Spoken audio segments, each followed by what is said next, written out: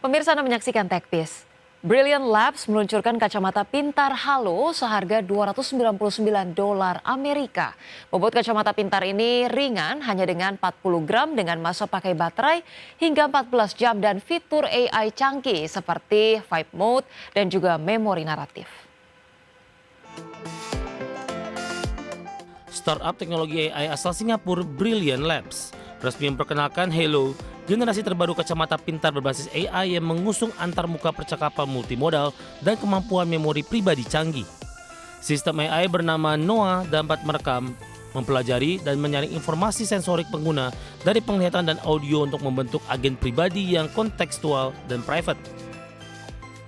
Halo diklaim sebagai kacamata AI paling tipis di dunia dengan berat hanya 40 gram dan daya tahan baterai hingga 14 jam penggunaan normal, menjadikannya ideal untuk pemakaian seharian. Dilengkapi layar micro LED 0,2 inch, speaker bone conduction, kamera optik rendah daya, dan prosesor AI Aleph B1 ber-NPU yang mendukung pemrosesan pada perangkat.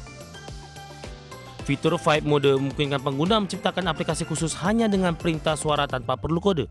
Sementara itu, sistem memori agentic naratif memungkinkan Noah mengingat kembali pengalaman visual dan percakapan masa lalu, seperti nama orang yang ditemui, sifat dialog, dan konteks lainnya. Halo dibanderol dengan harga $299 Amerika atau sekitar 5 juta rupiah, dan pra-pesanan resmi telah dibuka dengan pengiriman dijadwalkan mulai akhir November 2025. Berbagai sumber ada Channel.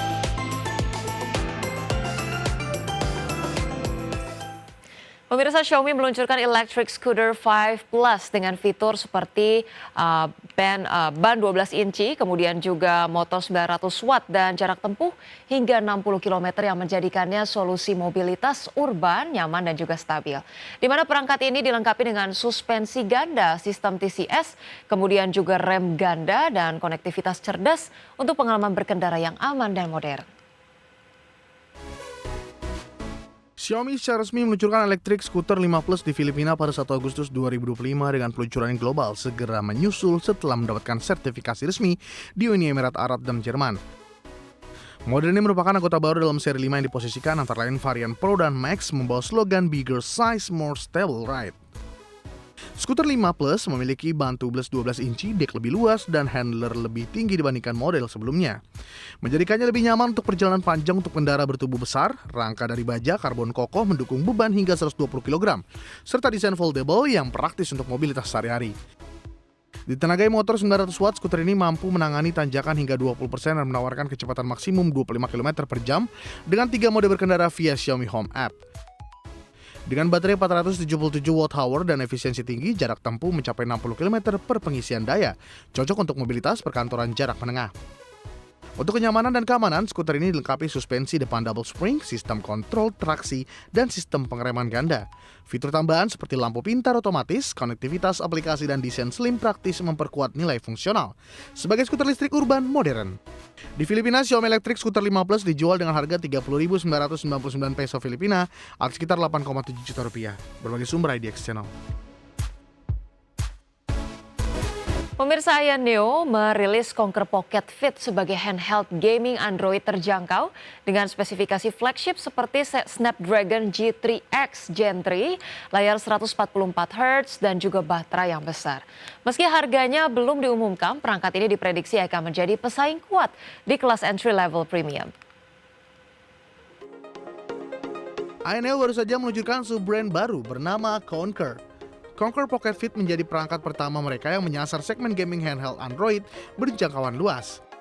Perangkat ini menghadirkan performa flagship dengan Snapdragon G3X dan 3, chipset yang sama dalam model Ayana Pocket S2, namun dengan harga yang diklaim lebih kompetitif.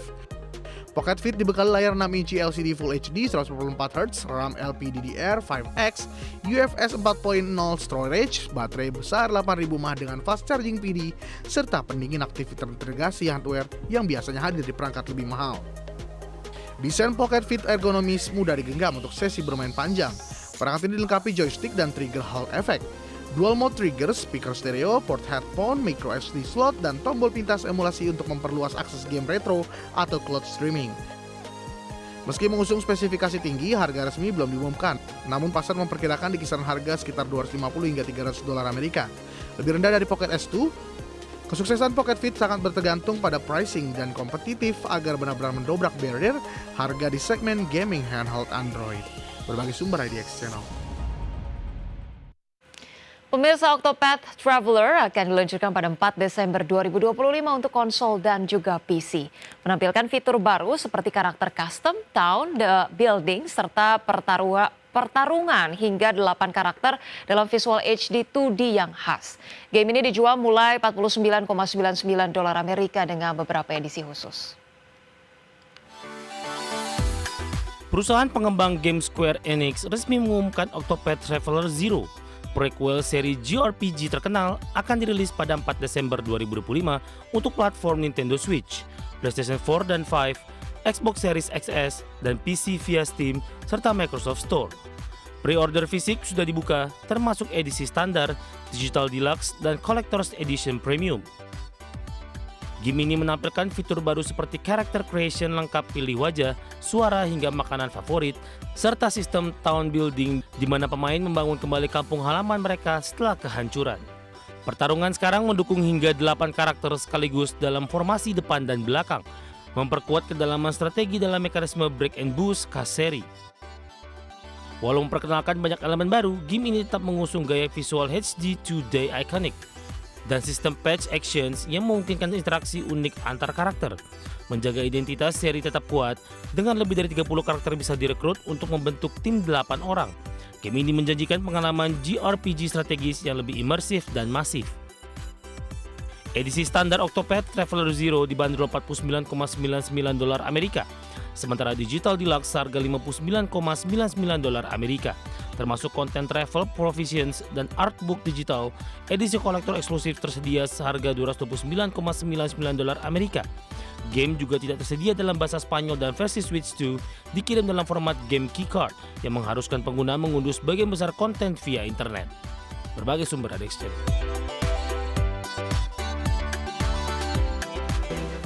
Dan pemirsa, berikut kami hadirkan informasi seputar indeks harga saham gabungan atau IHSG pada penutupan perdagangan sesi 1 hari ini. Pemirsa, 4 Agustus 2025 di mana IHSG terpantau koreksi tipis 0,33% atau melemah 24,8 poin ke posisi 7.512,9.